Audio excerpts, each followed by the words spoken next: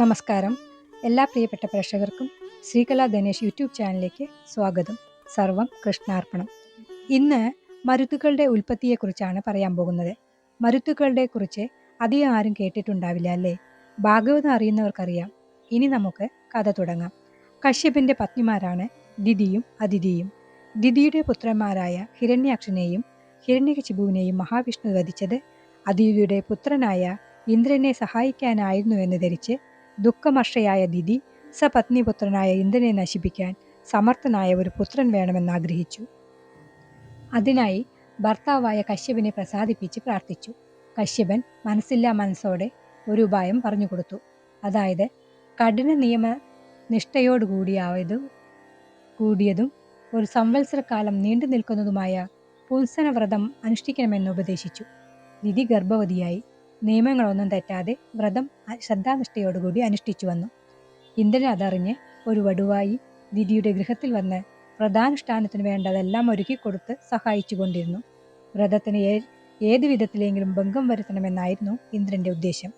ഒരു ദിവസം സന്ധ്യയ്ക്ക് ദിതി വ്രതക്ലേശത്താൽ തളർന്ന് മുടി കഴിച്ചിട്ടുകൊണ്ട് കിടന്നുറങ്ങിപ്പോയി. അത് വ്രതത്തിന് നിരോധിച്ച കാര്യമായിരുന്നു. ആ തക്കം നോക്കി ഇന്ദ്രൻ ദിതിയുടെ ഗർഭത്തിൽ പ്രവേശിച്ച് ശിശുവിനെ വജ്രായുധത്താൽ 7 ഖണ്ഡിച്ചു. അപ്പോൾ 7 ഖണ്ഡങ്ങളും കരഞ്ഞു തുടങ്ങി. ഇന്ദ്രൻ അവരെ മാ രോധി എന്ന് ശാസിച്ച് വീണ്ടും 7 മുറിച്ചു. അപ്പോൾ 49 ശിശുക്കളായി. ഭഗവത് അനുഗ്രഹത്താൽ അവരാരും മരിച്ചില്ല. കരയരുതെന്ന അർത്ഥത്തിൽ മാ രോധി എന്ന് ഇന്ദ്രൻ പറഞ്ഞതിനാൽ അവർ മരുത്തുക്കളായി ഭവിച്ചു. തങ്ങൾ ഇന്ദ്രന്റെ ഭ്രാതാക്കളായി ഇരുന്നു കൊള്ളാമെന്ന് അവർ പറഞ്ഞ് ഇന്ദ്രനോടുകൂടി ഗർഭത്തിൽ നിന്നും പുറത്തു വന്നു.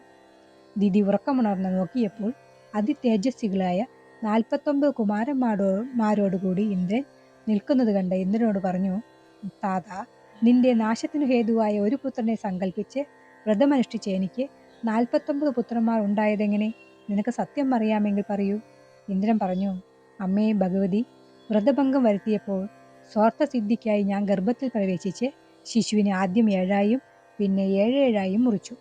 അമ്മ മഹാപുരുഷനെ പൂജിച്ചതിന്റെ പ്രഭാവത്താൽ അവരാരും മരിച്ചില്ല. എൻ്റെ അപരാധം ക്ഷമിക്കണേ. ദിതി അസത് സങ്കല്പത്തോടുകൂടി വ്രതം ആരംഭിച്ചുവെങ്കിലും ശ്രീഹരിയെ സ്വാത്വിക വ്രതത്താൽ ഒരു സംവത്സരം ഭജിച്ചതിനാൽ അന്ധകരണം ശുദ്ധമായി. ഇന്ദ്രനിലുള്ള വിദ്വേഷം നശിച്ചിരുന്നു. ഇന്ദ്രൻ ശുദ്ധഭാവത്തോടെ ക്ഷമായാചന ചെയ്തപ്പോൾ ദിതി സന്തോഷിച്ചു.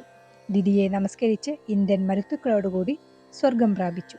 ഇതുപോലെയുള്ള ഭാഗവത കഥകൾ കേൾക്കാൻ ശ്രീകലാ ഗണേഷ് യൂട്യൂബ് ചാനൽ കാണുക. നന്ദി, നമസ്കാരം.